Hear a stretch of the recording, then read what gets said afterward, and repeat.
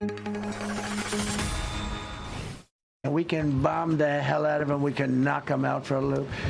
But to close the strait, all you need is one terrorist that somehow has a truck loaded with, because you can carry them in trucks, large trucks, a water mine, drop them in the water, and now you tell people that own ships that cost $1 billion to don't worry about the mine. You can do that even just by saying we put mines in the water. President Trump this afternoon at his press conference describing the risks that major oil tankers could face if they were to try to transit the Strait of Hormuz. This following the rescue of an F-15E crew member whose jet was downed over Iran. It comes as the president's ever-changing deadline approaches for Tehran to reopen the strategic waterway by 8 p.m. Eastern tomorrow night, while both countries are reviewing proposals for a 45-day window ceasefire agreement. Joining me now, first on Fox Business, Eurasia Group founder Ian Bremmer.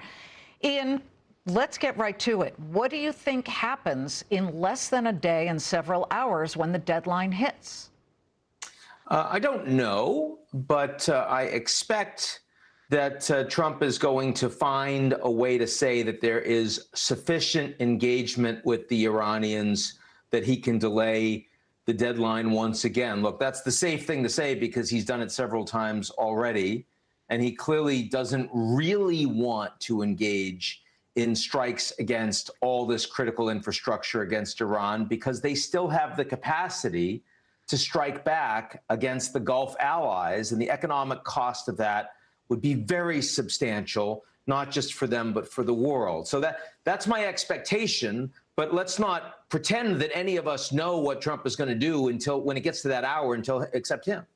So you actually believe, even though he just said about 2 hours ago during that news conference, yep, this is it, I'm not going to extend it again, you believe he very well might? I think that Trump is uniquely capable of saying one thing and then doing something else. Of all the presidents that I've witnessed in my lifetime, he is more capable of doing that when he thinks it's in his interest in doing so. He doesn't really care what he said yesterday or 2 hours before. So, yeah, I think he's capable of doing that yet again. But I also see the consequences. The problem here is that there isn't a good military strategy. He is correct when he says that it doesn't take much for the Iranians to disrupt the strait. It takes mining capabilities or countries with ships believing that there might be mines, or the insurers of those ships believing there might be mines. It also takes some drone operators. It's very hard to take these drones out. You can operate them out of the back of a pickup truck. You don't need a large, sort of launch site for that. There are still Iranian ballistic missiles and those stockpiles which have gotten hit by the Americans. And in some cases, they've been able to dig those stockpiles out in less than 24 hours. So it's proving extremely hard to prevent the Iranians from disrupting the strait militarily. And so that's why the Americans are still engaging diplomatically. And there's not a lot of trust. There's not a lot of trust for the Iranians by the United States that they're going to do anything other than extend and pretend, just drag this out, but not actually come to a deal. And there's not a lot of trust from the Iranians. I mean, the Americans saying we're going to hit your infrastructure, that frankly isn't as much of a deterrent as we're going to kill your leaders, which the United States and the Israelis have already done. Already did. So, I mean, it's not like there's not much leverage here. Well, I will say this. We are energy independent in the United States. It amazes a lot of people that the countries that depend on that oil that comes out of the Strait of Hormuz, all of the Middle Eastern countries who sell it, Europe who buys it, Asia who buys it, none of them except the United Arab Emirates has stepped up to say, we will join the United States in trying to unclog the logjam that Iran has caused in the Strait of Hormuz. This is an international waterway.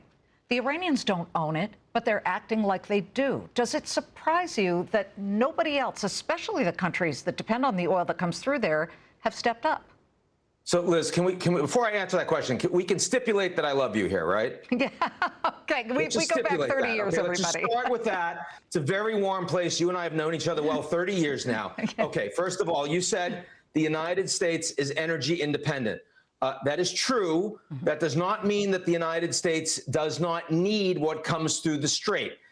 There is a lot of diesel. There's a lot of energy of certain quality, certain type, certain grade the United States gets directly from the Gulf. There's a reason why American gas and diesel, those prices are much higher now. There's also fertilizer the Americans need. There's plastics the Americans need. So to say that the Americans don't need the Strait is incorrect, right? I mean, our economy is less vulnerable than many other economies in the world. But I promise you, American voters, I don't care who they voted for, they're feeling the consequence of the Strait being closed. That's first point. Okay, fair enough. Second point is that everyone out there knew that if the United States engaged in a war, a full-fledged war, including decapitation strikes against Iran, that there was the potential the Iranians would shut the Strait down. I've seen war games from U.S. administrations for decades now. This is not a surprise. And this is why there would have been a lot of support for Trump to engage in another 12-day war, mow the grass, as they say, hit the nuclear capabilities, hit some ballistic missile capabilities, but don't take out the leadership where suddenly, you put them in a corner and they have nothing but suicidal options. So the American allies would not have supported. They would have supported a 12-day war. They would not support strikes that would lead to the Iranians shutting down the Strait. And that's why you don't get a lot of support right here.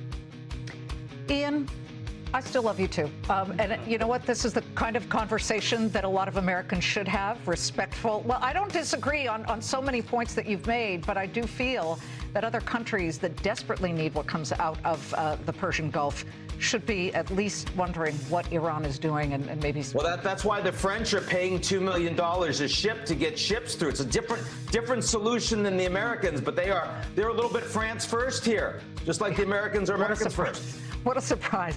Ian, wonderful to see you.